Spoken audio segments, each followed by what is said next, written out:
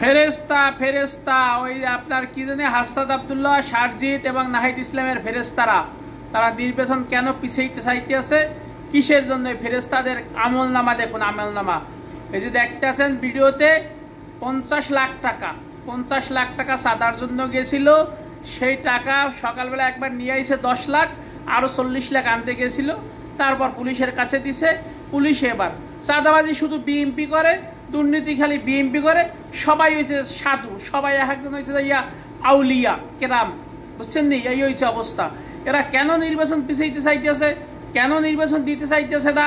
কারণ এই ব্যবসাটা বন্ধ হয়ে যাবো। এরবার তো পুটকি লালের উপরে থাকবে, মানে মায়ের উপরে থাকবে, লড়ার দৌড়ের উপরে, এই চাঁদাবাজি করতে গেলে খানা লওয়া বন্ধ হয়ে যাব। তবে একটা কথা আমি বলতে চাই বা বললে দিতে আসি আমি, আপনারা খেয়াল রাখেন, আগামীতে এরা ক্ষমতার দিয়ে গেলে নাহিদ সাহিদ আসিফের বাড়ি তো সুইস ব্যাংকে বা যে কোনো জায়গায় আছে, সে তো বিদেশে, এরা প্রথম সারির কোনো নেতা থাকবে না। যেগুলো পিছে 16 নম্বর বাচ্চা 13 নম্বর বাচ্চা লাফাইতে আছে না, চাঁদাবাজির ক্ষেত্রে তারাই পারবেন ভবিষ্যতে। আর যে কোম্পানিগুলো এদেরকে টাকা দিতে আছে এখন, এদেরও লিস্ট করা দরকার বিএনপির পক্ষ থেকে, কারণ বিএনপির বিরুদ্ধে প্রোপাগান্ডা তারাই এখন ছড়াইতে আছে।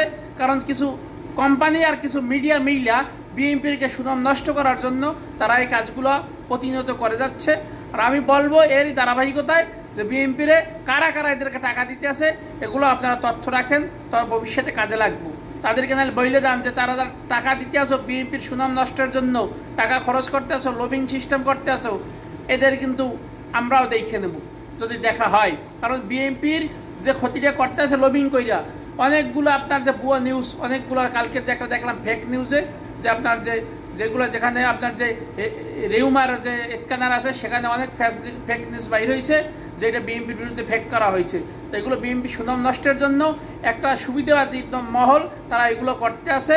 আর এই যে পোলাবান যেগুলো কথাবার্তা, যেগুলো পোলাবান যে ওই কি রোমার কি করতাম, যাই হোক এগুলো করা ঠিক না অনলাইনে। যাই হোক আমি বলতে চাচ্ছি যে ভাই, রাজনীতি কর, সুষ্ঠু দ্বারা রাজনীতি কর, যে যেটা সম্মান পাওয়ার যোগ্য তার সম্মান ওইটা দে, কিন্তু সম্মান না দিয়ে রাজনীতি তুমি মাঠে টেকতে পারবা না। মানুষ তোমাদের যে মতলব সেইটা ধরা খাই গেছে, বুঝে গেছে। ভালো থাকবেন, সালাম আলাইকুম।